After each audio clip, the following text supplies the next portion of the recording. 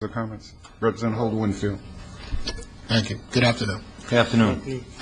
So I wasn't in the room, so you probably actually answered this question. So if you did, could you briefly just explain to me what your issue is with the evaluation process? Right now, there is no scientific methodology employed, as far as we know, in the evaluation. I do not know, and there certainly were no citations in the Hartford Courant's article to indicate that this was a true statistical analysis. It was merely a compilation of the raw numbers from what I saw. What you can read from that, I don't know. But one of the, I guess you can read whatever your subjective intent is to read from those particular numbers. What our frustration as law enforcement is, we certainly support the collection of the data and the compiling of the statistics. But law enforcement is frustrated because we're not sure what the standard is.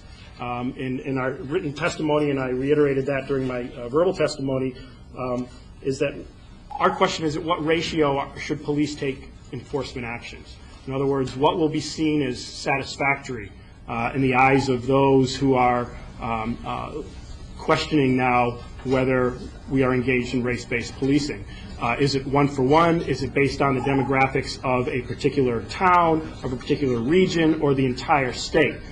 We don't know what the standard is. Because even me as a police chief, if I review all the statistics of our officers, I'm not sure whether the statistics are indicative of racial profiling or not.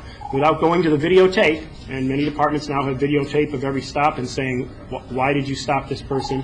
What were the conversation that occurred during the stop, and then why did you ultimately decide to give them a written warning versus a verbal warning or an infraction notice? So our frustration is in the evaluation of the statistics. We think there has to be far more in the way of evaluating what happens, because I think it doesn't help anybody to paint with a wide brush Connecticut law enforcement as being insensitive to racial minorities or ethnic minorities. I think it really has to come down to that micro level. What made a particular officer make a particular decision in a particular circumstance? And right now we don't have the tools to evaluate that, nor do we know that there's been any scientific methodology employed to say that these statistics are predictive of what's going to happen in the future. Right now it just seems to be a very cursory reading of the raw numbers, and from that we are painting entire state of Connecticut's law enforcement body with the color of racial-based or race-based policing.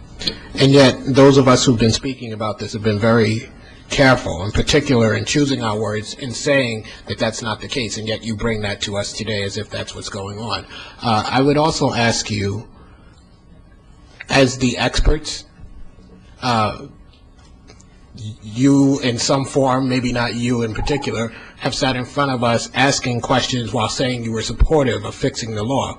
And I still don't know, because you bring up the issue of what is scientifically based, I still don't know what you all would put forward as the scientific method of doing so, or which policy, because you're concerned about this and concerned about being a part of the discussion, what policy you have thought about putting forward. And I think in response to a question earlier, you said that you don't have one necessarily to put forward, you just want to be a part of the conversation. I have to tell you, being honest, that I believe that most police officers are doing their job. But when you approach this situation in the way that you're approaching it, I don't really feel that you are being as helpful as you can be. Because what's helpful to me is not simply telling me what's not working, but really giving me something to work with. So I'm just putting that out to you, because that's how it comes across to me. Well, Representative, the problem is that when we initially began with this piece of legislation, right after it was passed back in the 90s, an analysis was done by Central Connecticut, and they didn't find anything for or against scientifically. Then the law was changed, and it's been approximately 10 years now, and perhaps because of that 10-year lag of not being analyzed, we're here today. And all we're saying is we do not support racial profiling. But if we're going to address it, then we want to know specifically what we are addressing. And all we're saying also is the fact that we just want to be part of the solution once we identify where the problem areas are. But we're not sure yet, based on, I guess, based on a Hartford Courant article, we're surmising where some of the problem areas are, but we want to make sure those are in fact the areas and how we're going to look at it on a statewide basis. But the Hartford Courant article happened recently. We've been talking about this way before that Hartford Courant article. And whether we fix this law or not, perhaps we'll be talking about this in a couple of years from now. And quite frankly, to my mind, the police, who again I think do a wonderful job on the whole, are tasked with enforcing the law. And when the police look at a law and say, well, no one is doing the other part of the law, so we're not going to do our part, which requires that we submit the data, there is an issue.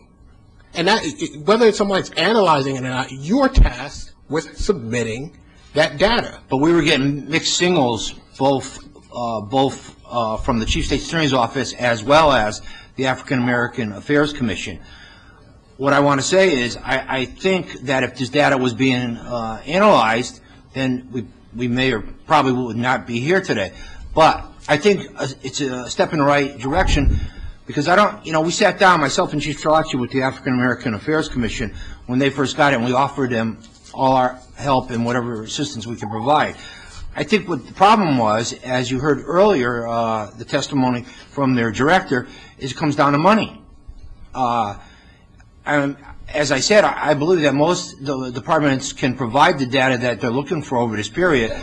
It's what's being done with it, and when nothing was being done with it, and if I remember the law correctly, I thought they were supposed to write reports and provide it to the legislature on an annual basis or some form of basis. At any rate, as I testified earlier, we're not here to point fingers. We're here to come up with a solution, and I think it's a step in the right direction, sending it over to OPM to be administered. Thank you.